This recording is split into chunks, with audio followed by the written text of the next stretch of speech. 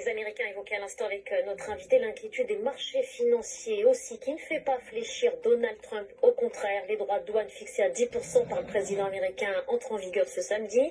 Il s'agit de la première étape de la guerre commerciale enclenchée. D'autres surtaxes viendront s'ajouter dans les prochains jours. Marc de Chalmont. Aujourd'hui, tous les produits importés aux États-Unis se voient donc imposer une nouvelle taxe de 10%. Un plancher universel dont certaines marchandises sont exemptées, comme le pétrole, le bois de construction ou encore des minéraux introuvables aux États-Unis. C'est la première vague de l'augmentation généralisée des droits de douane décidée par Donald Trump. Les consommateurs américains ont donc essayé d'anticiper. Chez ce concessionnaire automobile, par exemple, certains ont choisi d'acheter un véhicule avant une possible hausse des prix.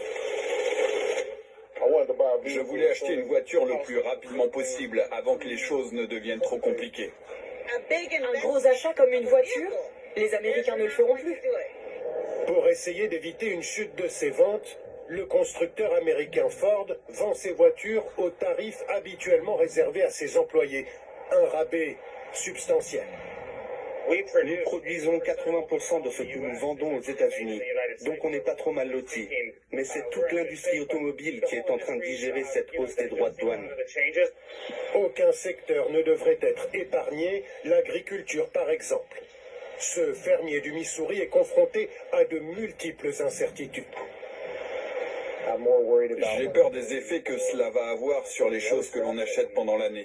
Les équipements, les pièces détachées, les produits chimiques, les prix des fertilisants, quelles conséquences ça va avoir sur notre activité.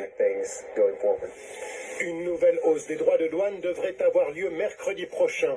Pas de quoi rassurer des marchés financiers qui sont déjà dans le rouge.